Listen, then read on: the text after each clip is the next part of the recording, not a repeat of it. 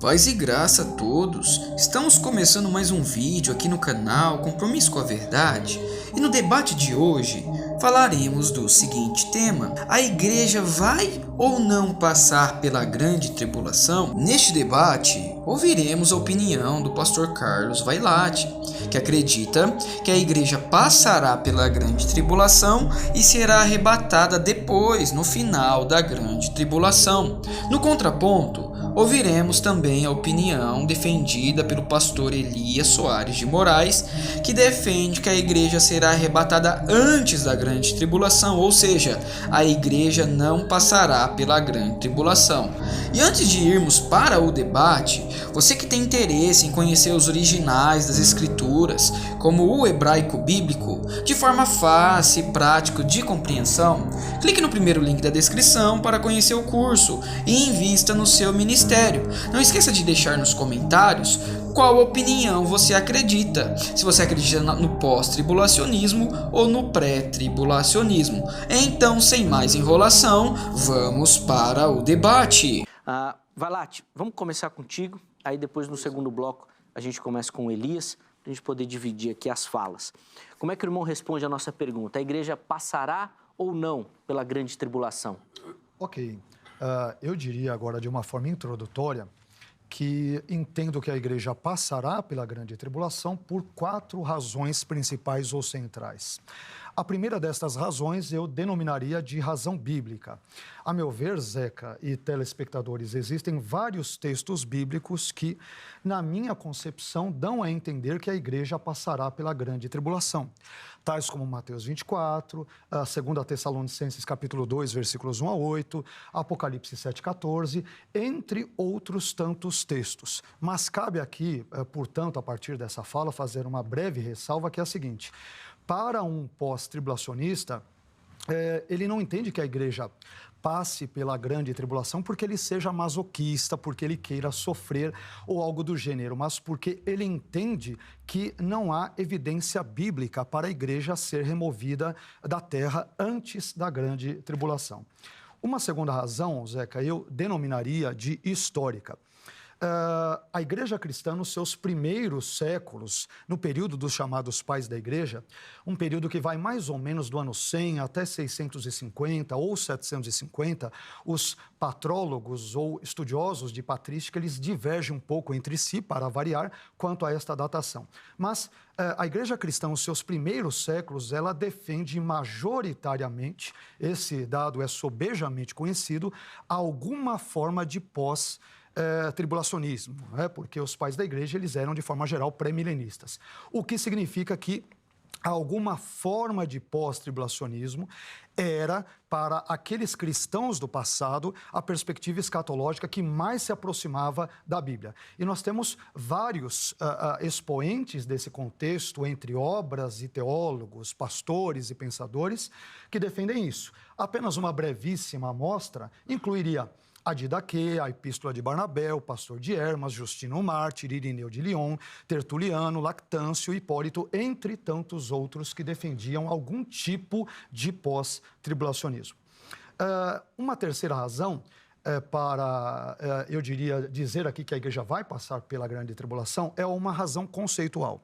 Os pós-tribulacionistas, eles entendem que a tribulação vindoura não é a ira de Deus contra os ímpios, mas a ira de Satanás, do anticristo e dos ímpios contra os santos. Aliás, quando nós estudamos o Novo Testamento de forma geral, nós descobrimos que a palavra grega tlipsis, tribulação, que é fundamental para o nosso debate, para a nossa conversa na noite de hoje, ela ocorre 45 vezes em todo o Novo Testamento, e dessas 45 ocorrências, 36 delas, ou seja, 80% das ocorrências, têm relação, por exemplo, com a tribulação que é sofrida pelos santos. E nós temos essas referências, caso seja necessário compartilhá-las. Então, como a tribulação é a experiência habitual dos santos na página ou páginas do Novo Testamento, logo é natural pensar que a grande tribulação, que será a maior apenas na sua intensidade, não na sua natureza, também será a experiência natural de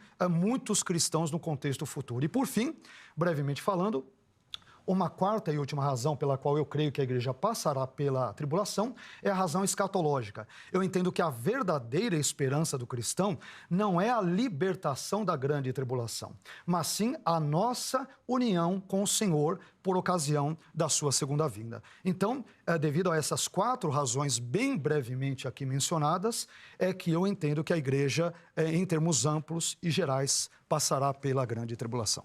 Boa. Então, então as perspectivas do pastor Vailate. Vamos ouvir agora o Elias Soares. E aí, meu irmão, como é que o irmão responde a nossa pergunta? A igreja passará ou não pela grande tribulação?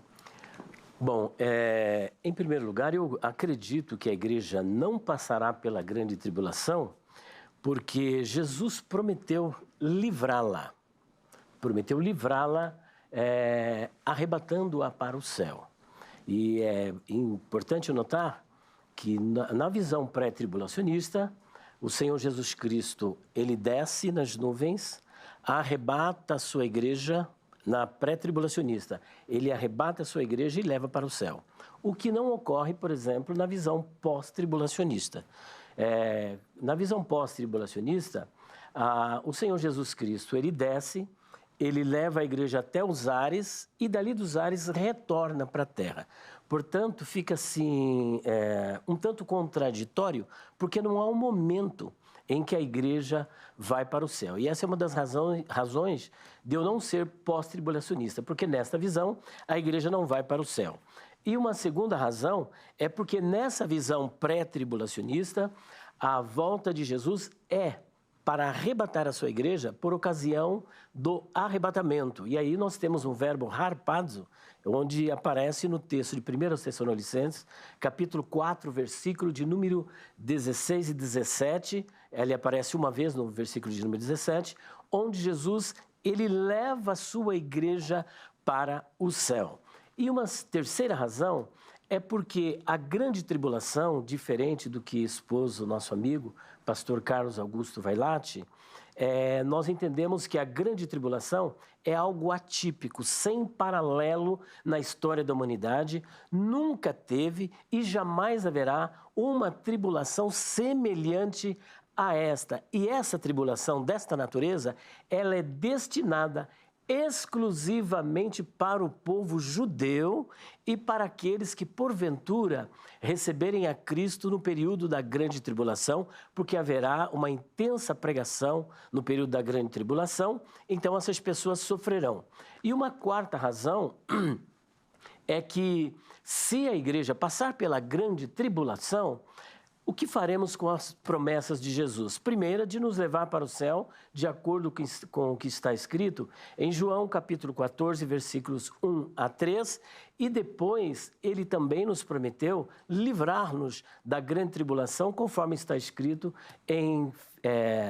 na carta do Apocalipse, à igreja da Filadélfia, capítulo 3, versículo de número 10. Como guardaste a palavra da minha perseverança, eu também te guardarei da hora da tentação, da provação, da tribulação que há de vir sobre o mundo inteiro. Porque, na sua visão, essa tribulação ela é fora dos padrões. É fora ela dos entra padrões, ela é chamada promessa de angústia para Jacó.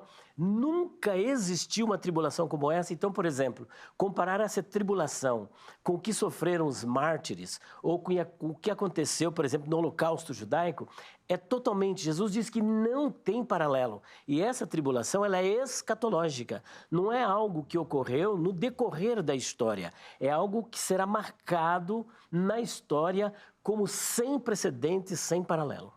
Ainda deu uma cutucada nos amilenistas ainda, né? Ele não perde tempo, né? Você viu, né? Como ele é bom. ele dá risada. Vailate,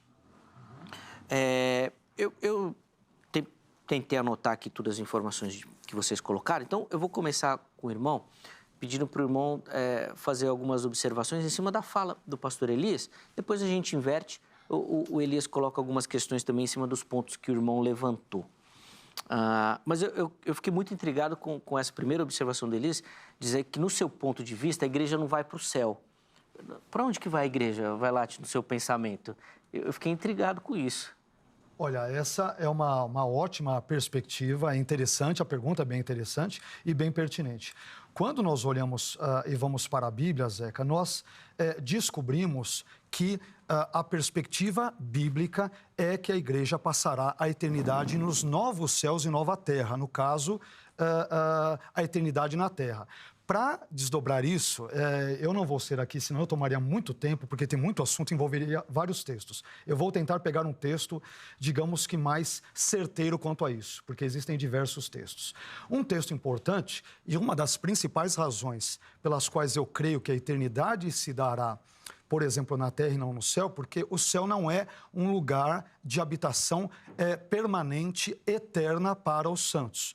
Como eu descubro isso, né? A Bíblia diz que a nova terra é o lugar, ou será esse lugar onde nós passaremos a eternidade. Me permita desenvolver um pouco isso para responder mais precisamente a sua pergunta, tá? Então, esse fato pode ser visto, por exemplo, em Apocalipse, capítulo 21, versículos 1 até o capítulo 22, versículo 5, onde nós lemos sobre um novo céu e uma nova terra, Apocalipse 21, 1. E em Apocalipse 21, 2, é dito que a santa cidade, a nova Jerusalém, de Deus, descia do céu.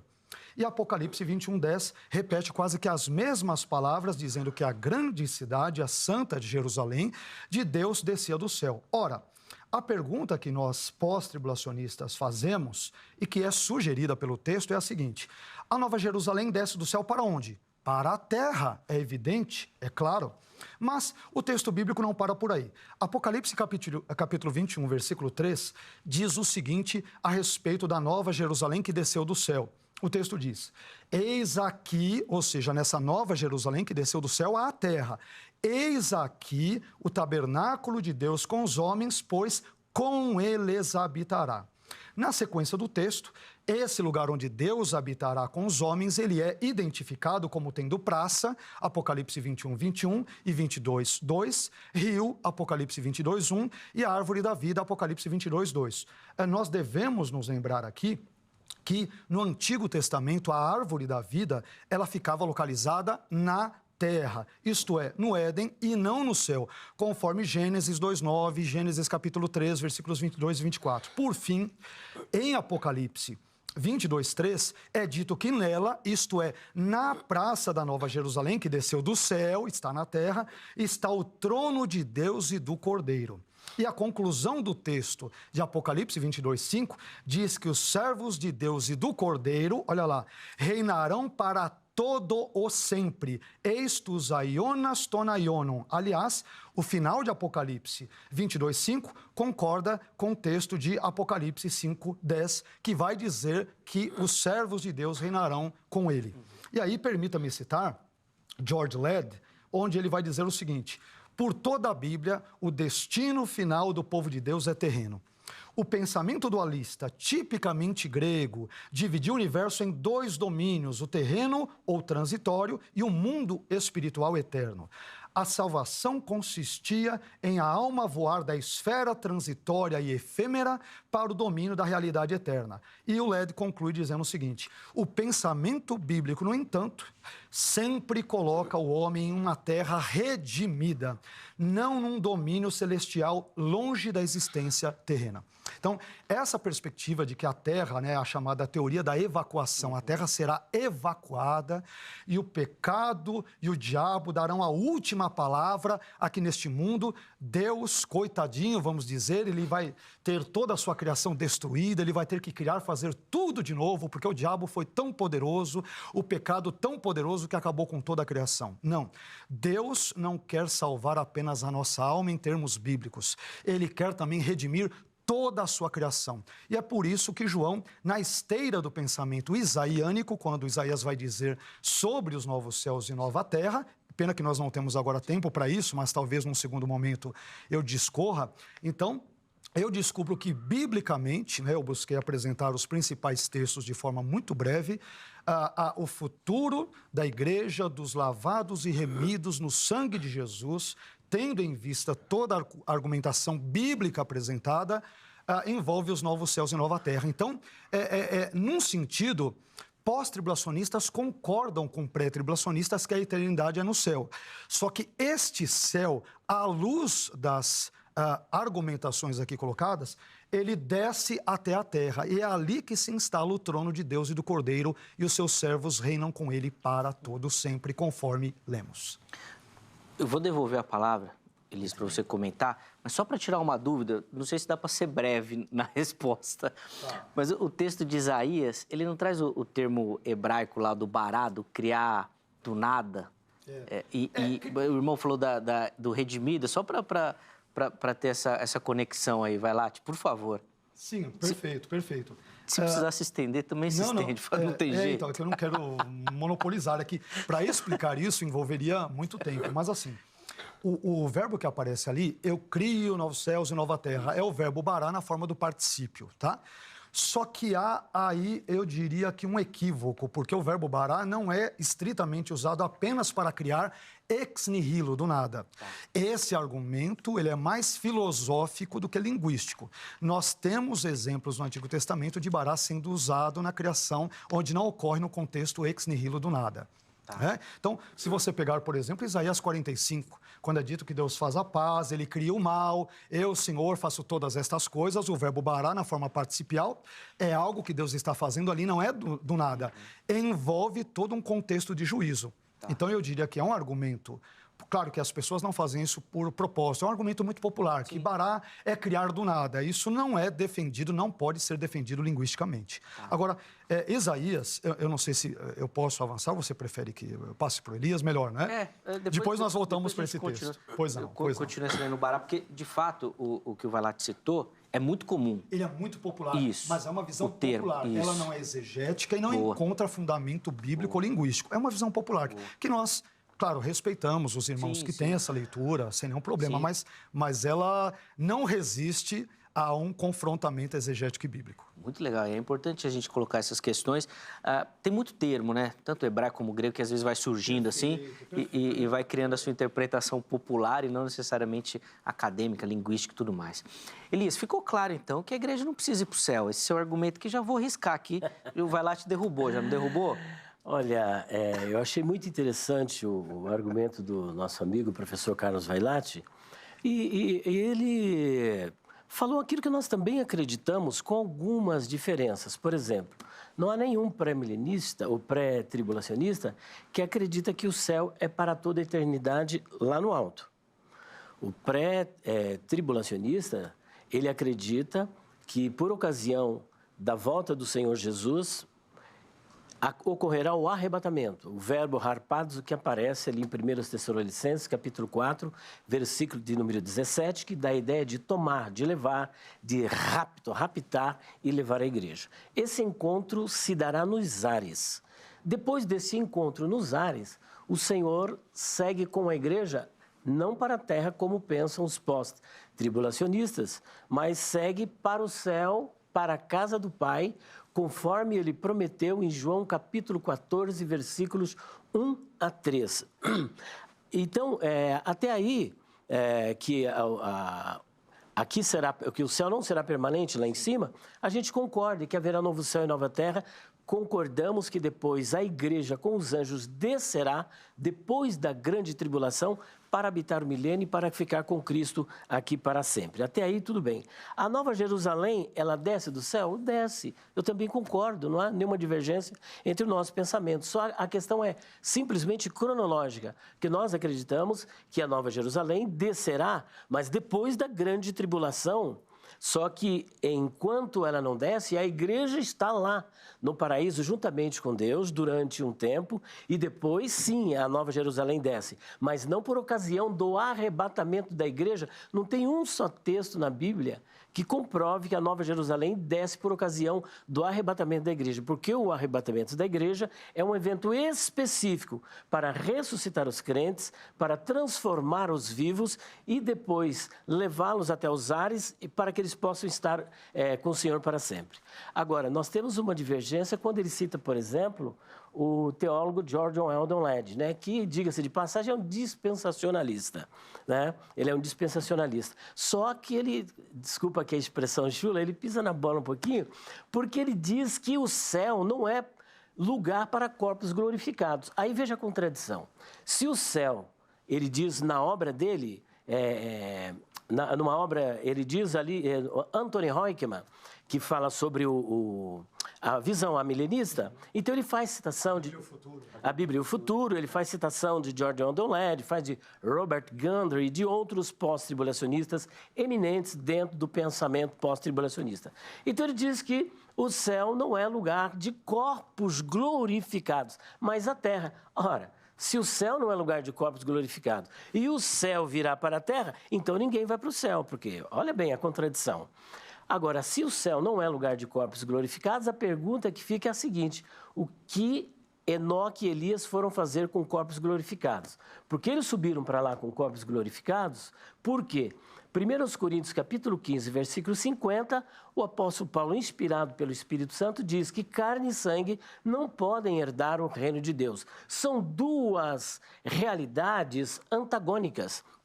A vida aqui na terra e a vida lá no céu. Para poder viver no céu, é necessário um corpo glorificado. E já essa é uma das razões por que iremos morar no céu. Porque para viver na terra, bastava Deus fazer o seguinte: disponibilizar para os salvos a árvore da vida para que eles comessem esse fruto e vivessem eternamente. E não foi justamente por conta disso que Deus expulsou o casal? Para que eles não comessem da árvore da vida e vivessem eternamente. Então, se era para viver na terra, para que corpos glorificados? Corpos glorificados para ter um corpo ajustado para a nova dimensão em que essas pessoas vão viver. Então, primeiro, nós temos Elias, temos Enoque, com corpos glorificados no céu. Terceiro, nós temos o Senhor Jesus Cristo. E, no período da grande tribulação, haverão aqui duas testemunhas que serão mortas e depois serão ressuscitadas com corpos glorificados e receberão um convite para ir para o céu. Agora veja, se o lugar de corpos glorificados dos salvos não é o céu, o que Elias e Enoque estão fazendo lá? O que as duas testemunhas farão lá? E mais, digo mais, o Senhor Jesus Cristo está até agora, porque nós temos aquela, teologicamente, a visão teantrópica, né? A visão teantrópica, a natureza teantrópica de Cristo, né? Que ele é tanto Deus quanto é homem. E aí houve a união hipostática. Ele está com o corpo glorificado lá no céu, conforme diz Romanos capítulo 6, versículo 9, 1 Coríntios capítulo 15, versículo 20, versículo 23, e ainda Atos dos Apóstolos, versículo de número 23, Apocalipse capítulo 1, versículo de número 5, ele está com esse corpo glorificado. E como se isso não bastasse, o Senhor Jesus, ele prometeu nos levar para o céu. Ele diz, olha, não se turbe o vosso coração. Crede em Deus, crede também em mim. Na casa do meu pai há muitas moradas. E vale aqui ressaltar que casa do pai é diferente de morada. Então, confundir a casa do pai com moradas, isso daí é um erro teológico e linguístico gravíssimo, porque a palavra para casa é oikia, e a palavra para morada é moné, e ali aparece monai. A casa de meu pai não aparece apenas 2 vezes, como é divulgado, mas aparece 3 vezes no texto do Novo Testamento e aparece nos Evangelhos. 2 destas passagens ocorrem em João, uma em 2,16 e outra em 14,2. E a outra, olha só, aparece nos sinóticos. Lucas, capítulo 2, versículo 49. Agora, como que nós vamos entender essa questão da casa do Pai? É necessário fazermos aqui um exercício exegético, respeitando as leis da hermenêutica, lendo o texto à luz do seu contexto e não cometendo a falácia da falsa etimologia. Por exemplo, no capítulo 2, versículo 16, a casa de meu pai, dentro daquele contexto, visto eles estarem ali no templo de Jerusalém, que foi reconstruído por Herodes, a casa de meu pai é o templo de Jerusalém. Quando nós vamos para Lucas, capítulo 2, versículo 49, quando o Senhor Jesus diz isso, ele está também ali no templo. Mas quando o Senhor Jesus fala em João 14, versículo de número 2, ele não está no templo, ele está no cenáculo, no último dia, para dar uma palavra de consolo para os seus discípulos. E a palavra que ele iria dar de consolo não é, aguarde que eu estou indo, vocês vão passar por uma grande tribulação, vão ser surrados, atropelados, e depois vocês vão continuar aqui na terra. Não, ele está dando uma palavra transcendente. a expectativa e a perspectiva ali, ela é escatológica, ela é teleológica, ela aponta para o futuro, portanto, casa do Pai não adianta, porque muitos fazem uma associação de casa do Pai com moradas. Na casa de meu Pai há muitas moradas. É como, por exemplo, numa mansão. Numa mansão você tem suíte, você tem vários departamentos dentro de uma mansão. Isso são as moradas. Vários cômodos. Agora, por exemplo, como é entendido por algum desses pós-tribulacionistas, que as moradas somos nós. Ora, se somos nós e está na casa do Pai, então nós estamos na casa do Pai. Então veja a contradição. E eu teria várias outras razões para apresentar, mas também para não monopolizar, eu quero deixar aqui para o nosso amigo pastor Carlos Augusto Vailate. Então, a ideia é que a casa do Pai é quase que uma marcação geográfica, precisa passar lá. Precisa porque o Senhor Jesus Cristo prometeu. Eu posso apresentar algumas razões do porquê? Pode, rapidinho. Olha aqui, olha, vou apresentar rapidinho, olha, as razões por que nós iremos para a casa do Pai. Olha só, em primeiro lugar, nós já apresentamos, né, a questão da casa do Pai. A casa de meu Pai, o Senhor Jesus, na oração que ele ensinou, dominical, e às vezes nós podemos ser criticados por isso e fazer uso do texto do Antigo Testamento, como se o Antigo Testamento não fosse a Bíblia e como se a oração que Jesus ensinou também não fosse inspirada pelo Espírito Santo. Então ele diz, olha, Pai nosso que estás no céu, ali é a casa de Deus. Então ouve tu desde os céus do assento da tua habitação. Segundo Crônicas 6:33. No Sermão do Monte, como nós já vimos, o Senhor Jesus ensinou. Agora olha o que diz ainda em Atos 7:49, sendo reverberado aqui por Estevão, de uma passagem do Antigo Testamento. O céu é o meu trono e a terra o estrado de meus pés. E Estevão disse, eis que vejo os céus abertos e o Filho do Homem que está em pé à mão direita de Deus. João viu o trono de Deus no céu, o Cordeiro lá no céu, e ainda mais, olha, a casa do Pai é o céu, Elias e Enoque foram para o céu, após a morte a alma dos salvos irão para o céu, o ex-ladrão da cruz foi levado ao céu por Jesus, Paulo foi arrebatado ao céu, João Evangelista foi arrebatado ao céu, Jesus ascendeu de Betânia aos céus, Jesus por ocasião do arrebatamento virá do céu, a pátria, a nossa pátria está nos céus, Jesus nos prometeu um lugar na casa do Pai que está nos céus, Paulo disse que temos uma casa de Deus nos céus, Paulo disse que era guiado pelo Senhor para o seu reino celestial, ou seja, o céu, Jesus está sentado à destra do trono de Deus no céu, Jesus ele desce do céu, ele é dos céus, Abraão esperava cidade celestial, isto é, o céu, Hebreus 9:24 mostra que Jesus entrou no céu, nós temos nos céus uma possessão melhor e permanente, Jesus está sentado nos céus, à destra do trono da majestade, as duas testemunhas irão para o céu. As promessas de Jesus aos vencedores provam de forma inquestionável que a igreja vai para o céu, as almas do justo vão para o céu, e ao que vencer, olha o que ele diz lá em Apocalipse 3:21. Lhe concederei que se assente comigo no trono, assim como eu venci e me assentei com meu Pai no seu trono. Portanto, às vezes dizer o seguinte, mas nenhuma dessas passagens está escrita a palavra na casa de meu Pai. Ora, se nós formos trabalhar com a questão do silêncio, ausência de evidência não é evidência de ausência. Por exemplo, nas duas passagens que nós vimos, por exemplo, na casa de... essa passagem, por exemplo, na casa de meu pai vocês não devem fazer da casa de meu pai covil de ladrão.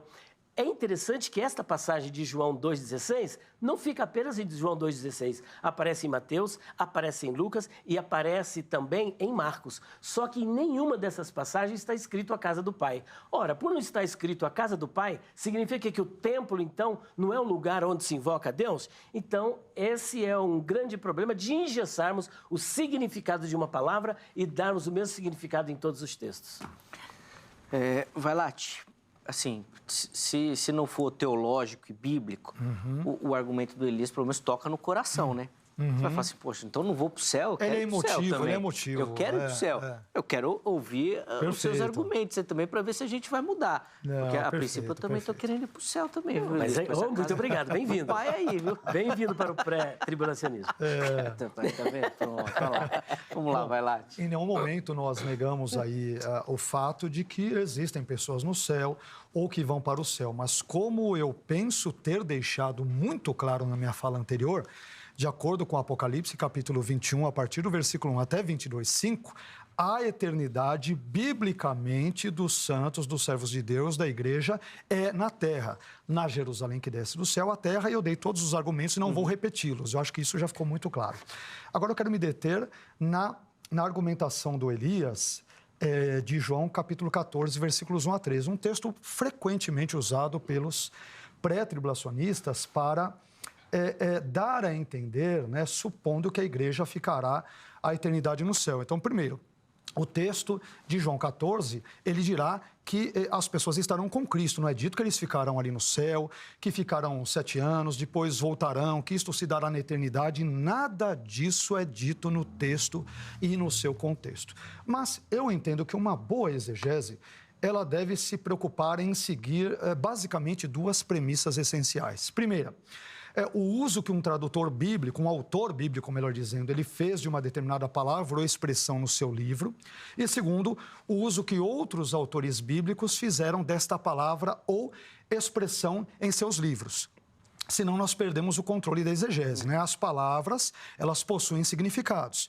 Então, uma boa exegese, ela vai buscar verificar, pesquisar, constatar a ocorrência de palavras ou expressões no contexto do autor e em outros contextos bíblicos. Pois bem, tendo dito isto, como, por exemplo, João interpreta a expressão casa de meu pai no seu evangelho.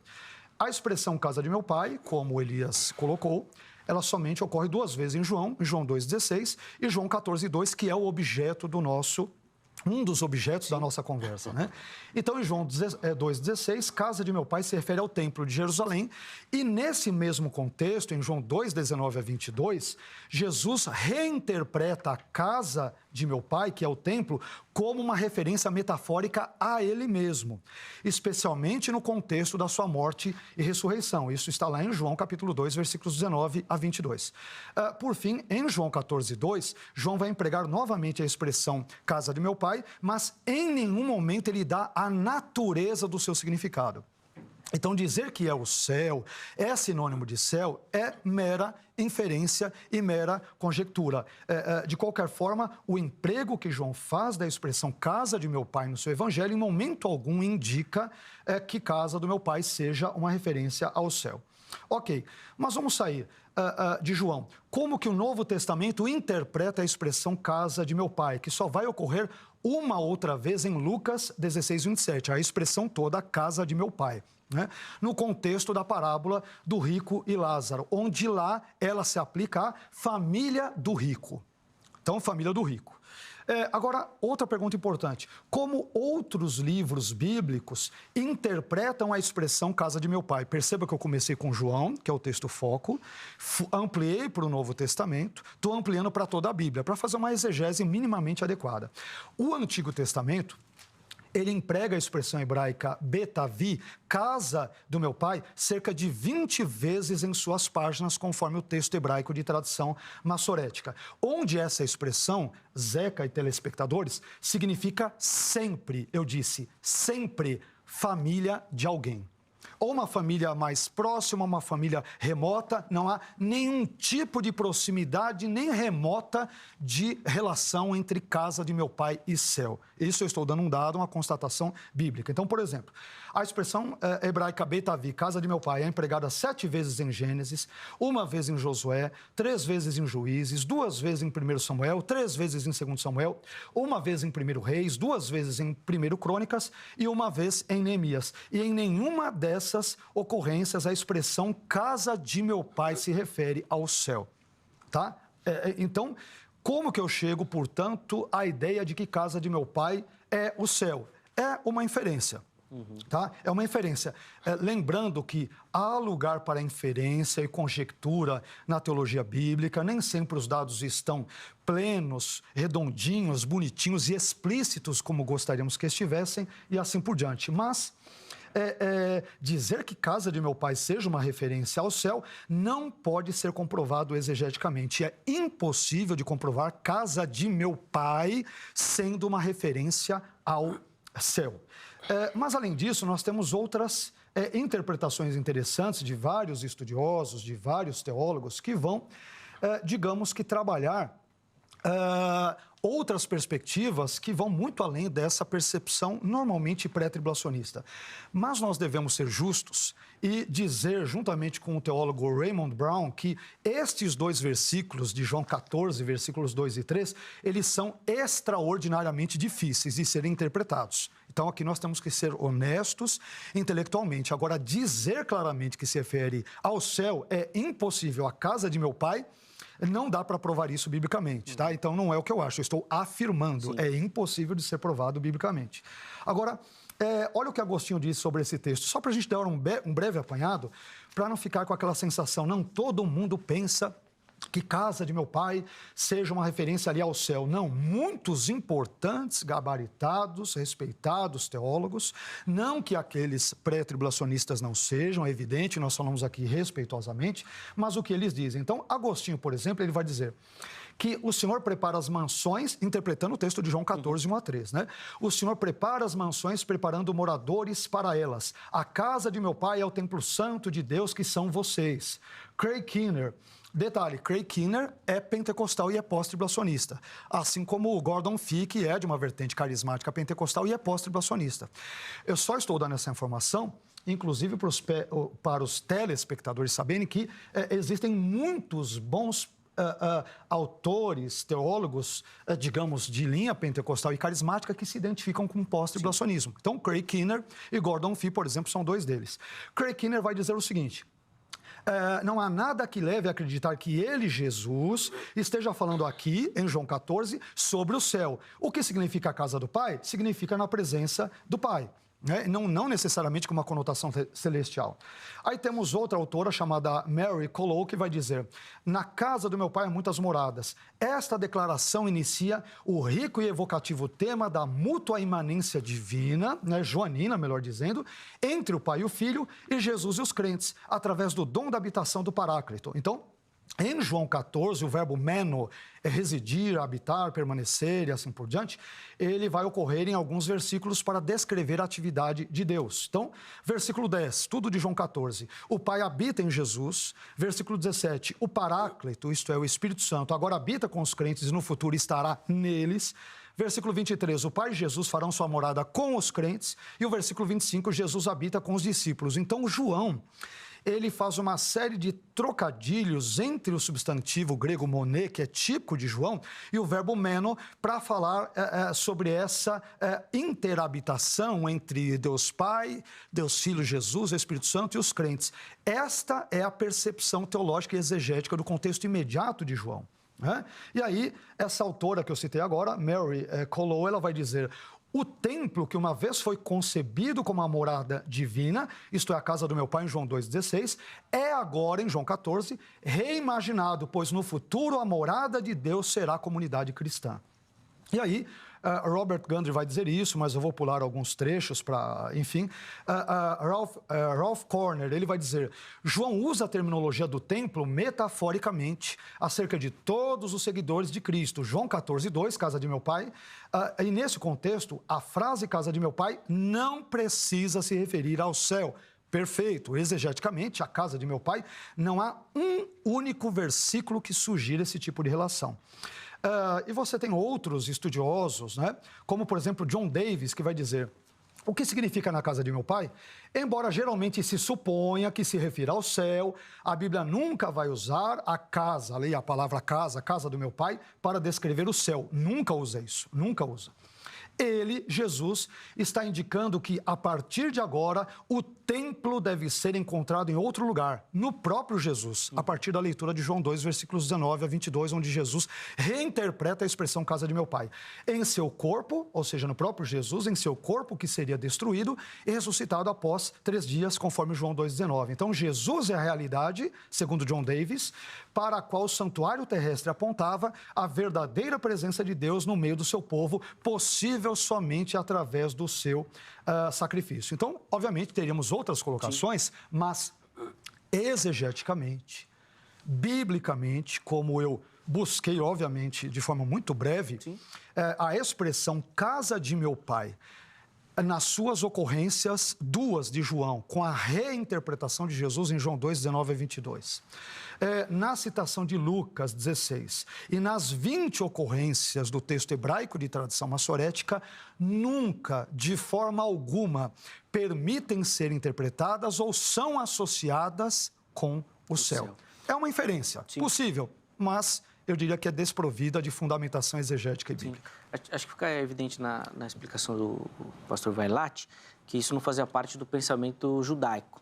Então, quando Jesus fala ao seu público original, pelo que eu entendi, muito dificilmente... Pode até fazer, viu, Zeca, me desculpe cortá-lo, em contextos do judaísmo rabínico tardio, em outros contextos, sem nenhum problema. Mas o que nos interessa enquanto estudiosos da Bíblia é o que a Bíblia nos seus contextos dizem. Então, o que eu disse, de novo, sempre respeitosamente às outras leituras, eu não consigo provar que a casa de meu pai, biblicamente, pode pesquisar o texto hebraico, o grego, fique à vontade, você não vai encontrar uma única alusão hipotética e remota ao céu. Não existe isso. E tem muitos estudiosos, uma linha que até ganha muita força, já foi alvo de muita pesquisa também, desse entendimento do público original. Perfeito. O que, por exemplo, você vai estudar as parábolas de Jesus, não é o que eu entendo da parábola, mas é que aquele ouvinte ali entendeu. Correto. Porque senão a gente pratica a chamada exegese. Mas só outra observação.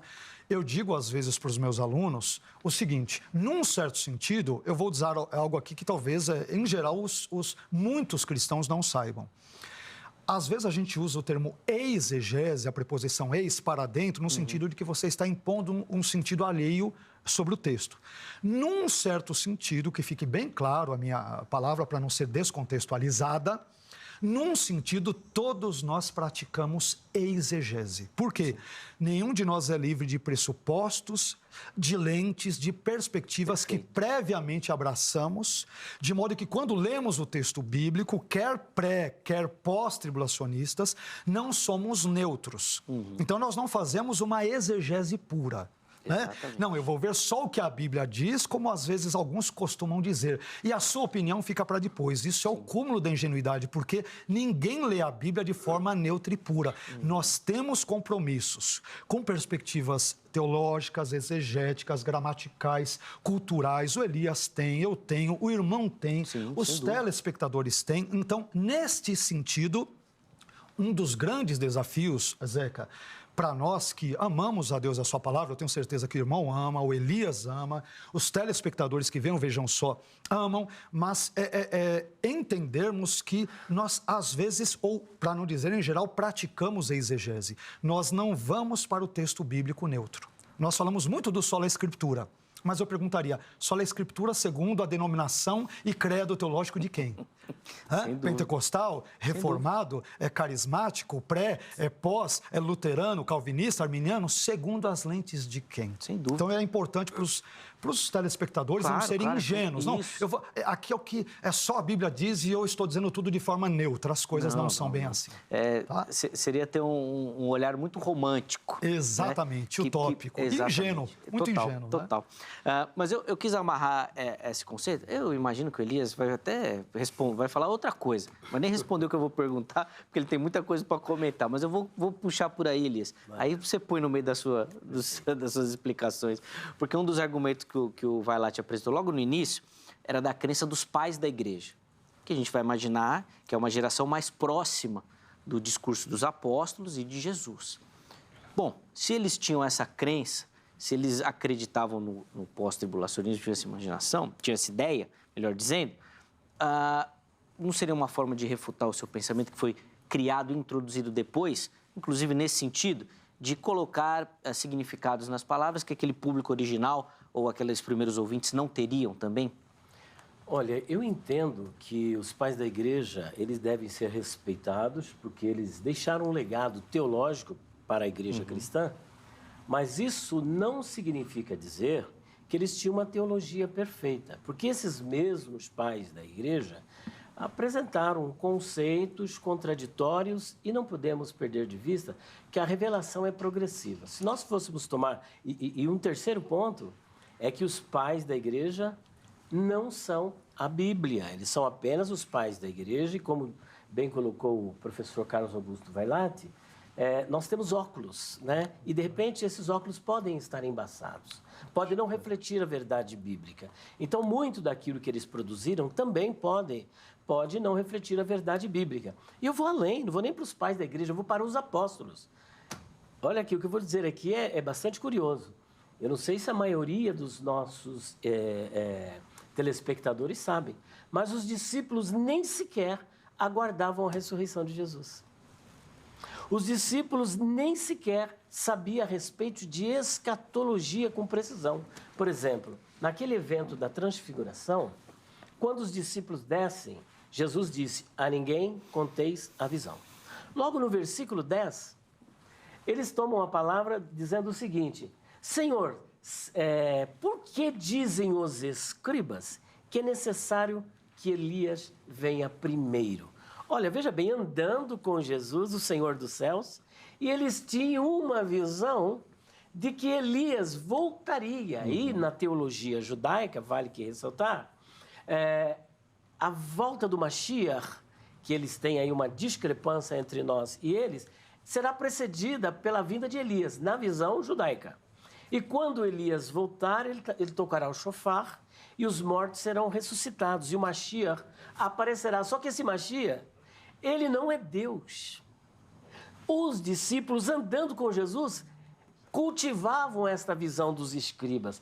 Então, não é nenhum, assim, não causa nenhum espanto, não nos deixa espasmódico de algumas contradições e visões distorcidas também dos pais da igreja. Por exemplo, o professor e nosso amigo pastor Carlos Augusto Vailate, ele citou a Didaquê. Na Didaquê, por exemplo, ela defende, por exemplo, a doutrina da iminência. E agora, como é que pode? Se é pós-tribulacionista, um pós-tribulacionista não pode crer na iminência, visto que ele já tem mais ou menos em vista quando é que Cristo vai voltar. Mas eu quero retomar algumas posições que ele nos deixou. Só para avisar, o irmão tem o tempo, 5 minutos. 5, porque a gente vai precisar chamar um intervalo. Tá ótimo, tá bom? tá Mas ótimo, pode ficar à vontade. Se passar, eu aperto aqui, pode deixar. Tá ok. Então, veja bem, olha, o professor Augusto Vailate, ele disse que falou sobre a eternidade na Terra, que nós pré-tribulacionistas, na nossa colocação, nós supomos que a eternidade será no céu. Desde o início, eu neguei isso e disse até que concordo com ele que a eternidade não será no céu. Mas nós teremos um tempo no céu porque Jesus prometeu. Isso é cristalino. Sim. E assim, olha, sem querer ser dogmático, xiita, a Bíblia não apresenta duas verdades. Nós temos só para a visão pré-milenista 5 posições que eu conheço. Pré-tribulacionismo, pós-tribulacionismo, mesotribulacionismo, arrebatamento parcial e arrebatamento para a ira. Uma delas tem que estar certa, todas não podem estar certas. Deus não entra em contradição. E qual que está certa? A pré-tribulacionista. As outras vêm de carona. Eu não sei porque eu estava esperando outra resposta. Outra resposta. É a pré-tribulacionista. Tá certo. Essa que é a correta. Como que Jesus pode vir antes e depois ao mesmo tempo? E no meio ao mesmo tempo? Não pode. Então não tem contradição.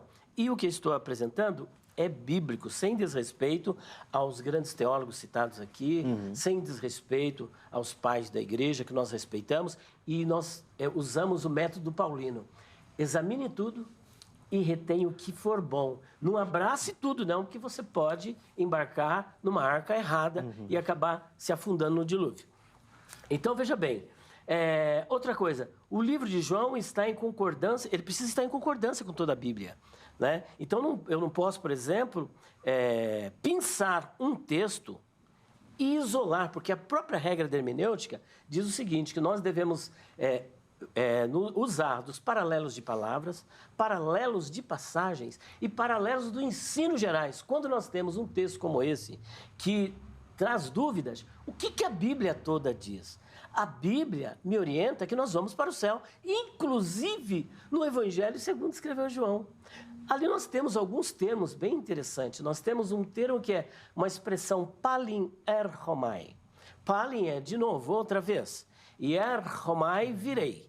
Eu virei outra vez. Olha, Descerá, ele já veio a primeira vez e ele virá a segunda vez. E aí tem um verbo que é paralimpsomai, se eu não me engano, se a pronúncia estiver errada, que vem de paralambano.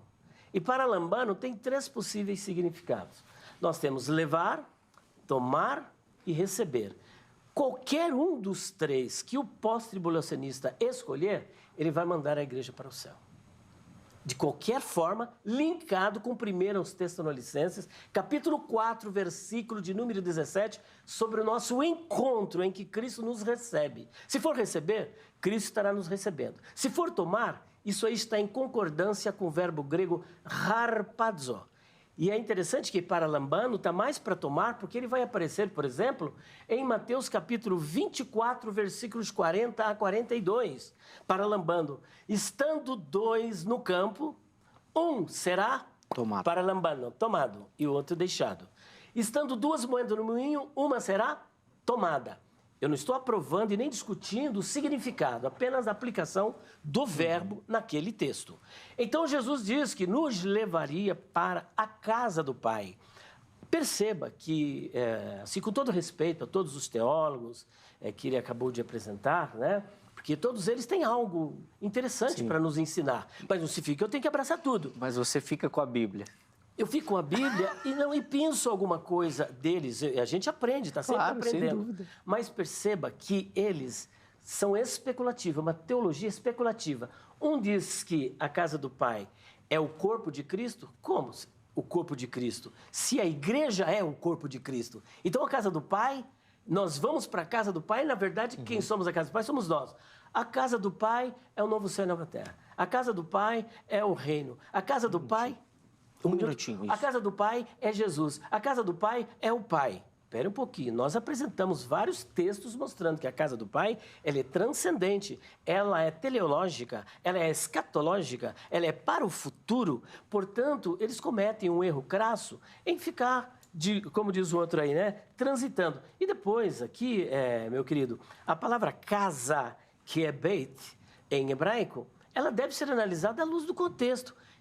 Pelo que eu vi, o pastor engessou a palavra beit com um só significado. Mas nós não podemos perder de vista que uma palavra ela tem um campo semântico, ela é polissêmica e ela deve ser interpretada à luz do contexto e não amarrarmos um só significado. Ele é um exegeta, né? Está entendendo? E ali, casa de meu pai, conforme ele citou em... Para encerrar, Elias, por favor. Para encerrar agora, 16, 27...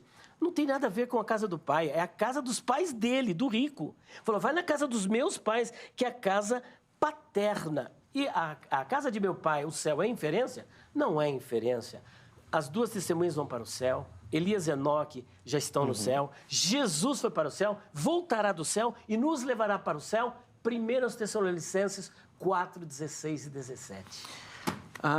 Na primeira fala, o Vailate citou Mateus 24 e agora Elias também falou do Mateus 24. Fiquei intrigado nessa possibilidade, porque os dois estão usando o mesmo texto para basear argumentos diferentes. E tem o texto de 1 Tessalonicenses que o Elias está citando e a gente não conseguiu aprofundar. Vamos fazer uma segunda parte desse debate? Partindo desses textos? Vamos? Sem dúvida. Então tá bom. Então vamos lá para as conclusões, pelo menos dessa primeira parte, meus irmãos. E aí, se vocês quiserem levantar algum outro tema aí, na próxima parte, a gente conversa. Elias, vou começar contigo nesse bloco, tá bom? Bem. 3 minutinhos. Conclusões e uma aplicação dessa primeira parte do debate, por favor. A conclusão que eu faço desse debate bastante amistoso, já quero de antemão agradecer aqui a presença nobre do nosso amigo pastor Carlos Augusto Vailate, pelo qual nutrimos assim, uma grande consideração, né? Nesse diálogo, fica evidente que a igreja será levada para o céu, de acordo com a posição que nós colocamos em João, capítulo de número 14, versículo 1 a 3.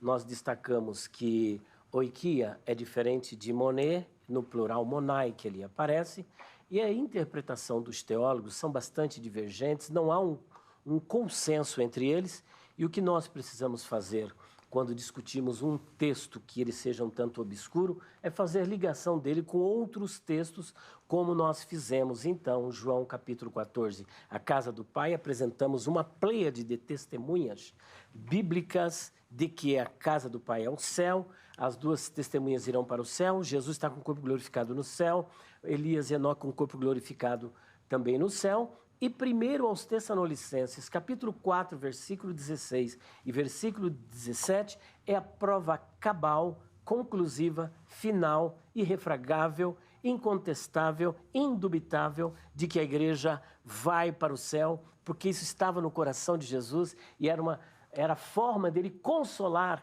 esses corações tristes. Ele não podia prometer que ele ia ficar aqui na grande tribulação, ficar aqui na terra. Não, tinha algo muito mais. Ele falou, ali verão o seu rosto. E aquele que vencer, assentar-se comigo no meu trono. Ainda mais, farei dele coluna no templo do meu Deus. Então tem muita coisa no céu para os discípulos e para todos nós também. É desfrutarmos e é isso que nós aguardamos. Então você que crê na Bíblia Sagrada, você que lê com os óculos de Jesus, continue firme na sua posição. Jesus voltará antes da grande tribulação, ressuscitará os mortos, transformará os vivos, e o encontro nos ares será para dali levar o seu povo para a glória. Pena que não dá para nós desenvolvermos esse texto, porque é um outro debate. Sem dúvida. Então, um outro debate aí. Nós vamos tentar, na próxima parte, já começar esse texto de 1 Tessalonicenses. De novo, obrigado, viu, Elias, pelo carinho. Eu que agradeço. Vai lá, 3 minutinhos também para o irmão aí, para as conclusões, por favor. Ok. Zeca, eu quero começar minhas conclusões agradecendo a sua condução no debate, a gentileza do convite, agradeço ao meu querido amigo, pastor e irmão em Cristo, interlocutor, pastor Elias Soares, por quem a recíproca é verdadeira, viu, Elias? Do Amém. apreço, do carinho, do afeto. Divergências teológicas à parte. E falando sobre concepções teológicas, eu comecei o nosso debate na minha fala dizendo que eu entendo que a igreja passa pela tribulação pelo menos por 4 razões. A razão bíblica, evidentemente, não deu para nós trabalharmos todos os textos a contento. Creio que nós, permitindo Deus e desejando, vejam só, e os telespectadores faremos num segundo momento. Mas penso ter deixado minimamente claro que, por razões bíblicas, ora apresentadas, a igreja passa pela tribulação. Não é porque eu queira que ela passe, porque goste ou seja masoquista, mas porque entendo na Bíblia que estes são os dados claros das Escrituras. Em segundo lugar, nós mencionamos também a razão histórica. Os pais da igreja, de forma geral, eram pós-tribulacionistas, você não vê pré-tribulacionistas entre eles. Concordo com o querido irmão pastor Elias que eles não são inerrantes, não são a Bíblia, mas o telespectador deveria questionar. Ora, se ao longo dos primeiros séculos da história da igreja nós não temos teólogos que claramente defendem algo semelhante ao pré-tribulacionismo, esse tipo de ensino deveria, no mínimo, ser profundamente questionado. Nós mencionamos também que, a partir de elementos conceituais, o termo thlipsis, em 80% das ocorrências do Novo Testamento, se aplica a problemas, sofrimentos e dores enfrentados pelos cristãos. Logo, não temos por que achar que, por N razões, a igreja não passaria pela tribulação, se esta sempre foi e, biblicamente, será. Infelizmente, da nossa perspectiva, felizmente, porque o plano de Deus ele é soberano, iremos passar pela tribulação. E, por fim, a razão escatológica. A grande esperança, a esperança abençoada do cristão, não é ser retirado da terra num contexto pré-tribulacional. Algo que é inferido e, a meu ver, portanto, não é ensinado claramente em nenhum texto. A grande esperança é o encontro com o Senhor Jesus por ocasião da sua segunda vinda. Obviamente, quer ele venha antes da grande tribulação, quer venha durante, quer venha depois, o importante é que todos nós, cristãos que amamos a Deus, a sua palavra, amamos não apenas o Cristo na sua primeira vinda, mas na sua segunda, ansiamos e esperamos pelo seu retorno. Apenas só para não deixar passar batido a fala do pastor Elias, ele disse, né, que a grande esperança é que Jesus voltará a qualquer momento. Eu estou dizendo aqui, como eu disse em outro programa há muitos anos atrás, estou reiterando, fique tranquilo, caro telespectador, você vai assistir muitos programas, vejam só, porque Jesus, eu vou afirmar categórica e incisivamente, ele com certeza absoluta não voltará nessa noite ou a qualquer momento, porque esse ensino ele não é escriturístico. Ele é mais teológico, ele é mais inferência, mas você assistirá, e depois me cobre, se não for o caso, você assistirá muitos programas, vejam só, porque biblicamente Jesus não pode e não irá voltar a qualquer momento. Deus abençoe a todos. Rapaz, já tá mais um debate,